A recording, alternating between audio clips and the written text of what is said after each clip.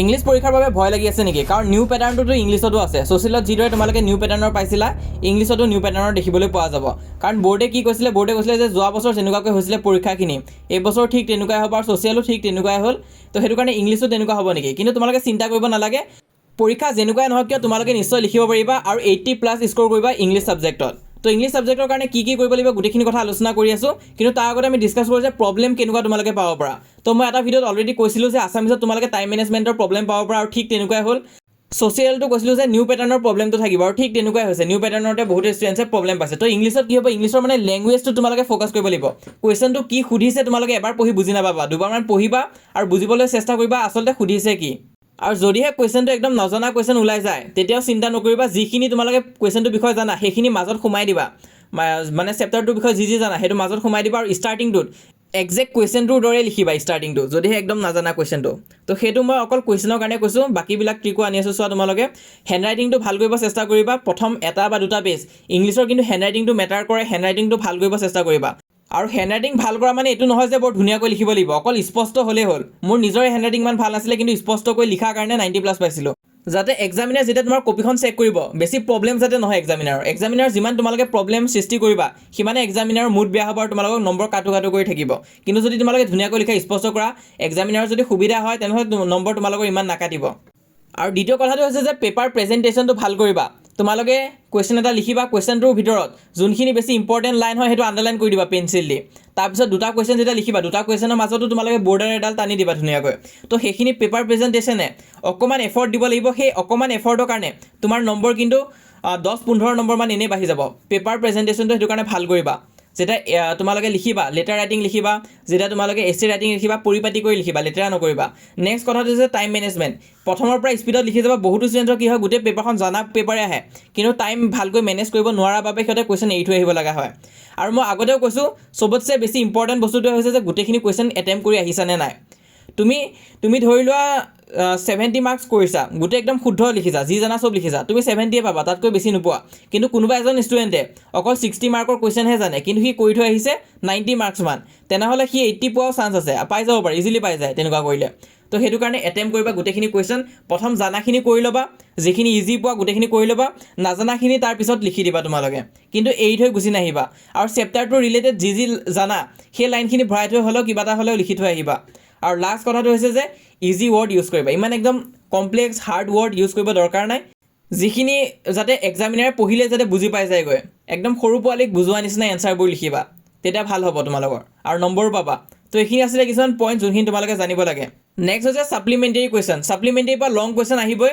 বহুতৰ কি হয়, সিহঁতে ছাপ্লিমেণ্টেৰী কুৱেশ্যন কৰি থৈ নাহে, আৰু যিবিলাক চোকা ষ্টুডেণ্ট আছে সিহঁতে কি কৰে, ছাপ্লিমেণ্টেৰী কুৱেশ্যনটো লিখি থৈ আহে কিন্তু ফুল মাৰ্ক নাপায়। কাৰণ ছাপ্লিমেণ্টেৰী কুৱেশ্যনবিলাকৰ অকণমান নম্বৰ বেছি থাকে, তো দীঘল হ'ব লাগে। তো এনেকুৱাকৈ কৰিবা। চোৱা, the midnight visitor by Robert Arthur. The midnight visitor by Robert Arthur is a short suspense story that highlight the importance of intelligence and presence of mind. তো এইটো এটা ইন্ট্ৰডাকশ্যন হয়। তোমালোকে যি কুৱেশ্যনে নুসুধক কিয় এক্সামত এই লাইনটো বহাবই পাৰিবা, আৰু এইটো লাইন যদি বহাই দিয়া তেনেহ'লে 1 মাৰ্কছ এটা কনফাৰ্ম পাবাই। আৰু যিসকল ষ্টুডেণ্টে বৰ দীঘলকৈ লিখিও নম্বৰ নাপায়, তোমালোকে এই লাইনটো ভৰাই দিবা, তোমালোকৰ এনচাৰটোও দীঘল হৈ যাবগৈ আৰু নম্বৰো পাবা তোমালোকে। আৰু যিসকলে একোৱে নাজানা কুৱেশ্যনটোৰ বিষয়ে, তেতিয়াও তোমালোকে ষ্টাৰ্টিংটো এনেকুৱাকৈ কৰিবা, ধুনীয়াকৈ কৰিবা। এই যোনটো মই দিছোঁ মিডনাইট ভিজিটৰ বাবে তেনেকুৱাকৈ ষ্টাৰ্ট কৰি দিবা, আৰু পিছত মাজত যি মন যায় ভৰাই দিবা, আৰু এণ্ডিংটো তোমাৰ মতে কৰি দিবা। কুৱেশ্যনটোত থকা কিছুমান কিৱৰ্ড ইউজ কৰিবা। তো তেনে ক্ষেত্ৰত তোমালোকে যদিও এনচাৰটো নাজানিছিলা তেতিয়াও লিখি থৈ আহিব পাৰিবা। আৰু যিসকলে মানে আগতেও লিখি আহিছা জানাই, কিন্তু তোমালোকৰ নম্বৰটো আৰু বঢ়া চান্স আছে। তো ইয়াত যেনেকুৱাকৈ মই দিছোঁ মিডনাইট ভিজিটৰটো কুৱেশ্যন অফ ট্ৰাষ্টৰ কাৰণেও দি থৈ দিছোঁ, তোমালোকে তেনেকুৱাকৈ লিখিব পাৰা। অথৰটোৰ নেম দিবা, কোনে লিখিছিলে, আৰু হাইলাইট কি হাইলাইট কৰিছে সেইটো দিবা। Footprint without feet by H.G. Wells is a short science fiction story that highlight the danger of misusing scientific invention. আৰু হেক ড্ৰাইভাৰৰ কাৰণেও আছে, তোমালোকে দি দিব পাৰা। আৰু এইবিলাকৰ মাজত অৰ পাবা, ফুটপ্ৰিণ্ট উইথাউট ফিট আৰু হেক ড্ৰাইভাৰৰ মাজত অৰ থাকিব, মিডনাইট ভিজিটৰ আৰু কুৱেশ্যন অফ ট্ৰাষ্টৰ মাজত অৰ থাকিব। কুৱেশ্যন আহিব কিন্তু এৰি থৈ নাহিবা, কৈ থৈ আহিবা।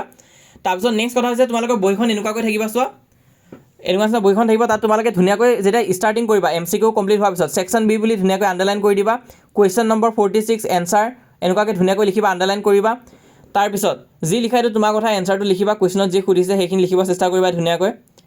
তাৰপিছত 47 নম্বৰটো তোমালোকে ধৰি লোৱা লিখিছা ধুনীয়াকৈ, এনচাৰ দিবা, কুৱেশ্যন নম্বৰ দিবা।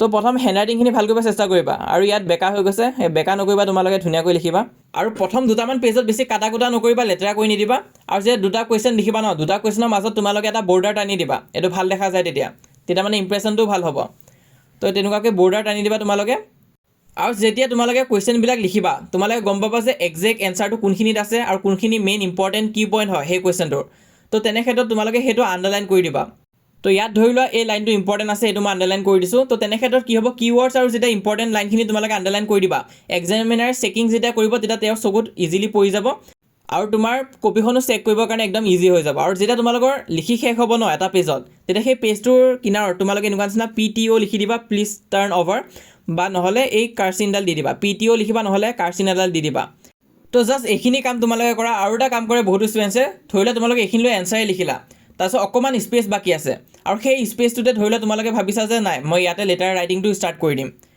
তাৰপিছত তোমালোকে লিখি গৈছা টু দ্য এডিটৰ তো তেনেকুৱা নিচিনা যদি তোমালোকে ভাবিছা যে একদম লাষ্টতে যদি অকণমান ঠাই আছে তেনেহ'লে আমি তাৰ পৰাই লিখিম তেনেহ'লে ভুল ভাবি আছা তেনেকুৱা নকৰিবা তেনেকুৱা কৰিলে তোমালোকৰ ইম্প্ৰেশ্যনটো বেয়াহে হ'ব তো তেনেকুৱা ভুল নকৰিবা যদি পেজ অকণমান আছে তেনেহ'লে নেক্সট পেজটোৰ পৰা ষ্টাৰ্ট কৰি দিবা লিখাৰ কিন্তু সেই তলৰখিনিৰ পৰা ষ্টাৰ্ট নকৰিবা কেতিয়াও আকৌ বহুতে কি কৰে এছে যেতিয়া সিহঁতে লিখে এছে লিখোঁতে সিহঁতে সেই আধাৰ পৰা ষ্টাৰ্ট কৰি দিয়ে আধাৰ পৰা যদি এছে ষ্টাৰ্ট কৰা সেইটো ভাল লিখি নাযায় তো সেইটো কাৰণে কি কৰিবা তোমালোকে এখন ফুল পেজে ল'বা যদি ইয়াতে শেষ হৈছে তেনেহ'লে নেক্সট পেজখনলৈ যাবা তাত তোমালোকে ধুনীয়াকৈ লিখিবা এছে ভিডিঅ'টো অলৰেডি কৈ থৈ দিছোঁ তোমালোকে ধুনীয়াকৈ ইণ্ট্ৰডাকশ্যন দিবা তাৰপিছত কিছুমান পইণ্ট নিজৰ ফালৰ পৰা এড কৰিবা ইম্পৰ্টেঞ্চ অফ স্পৰ্টছ ধৰি লোৱা স্পৰ্টছৰ বিষয়ে লিখিছা ইম্পৰ্টেঞ্চ অফ স্পৰ্টছ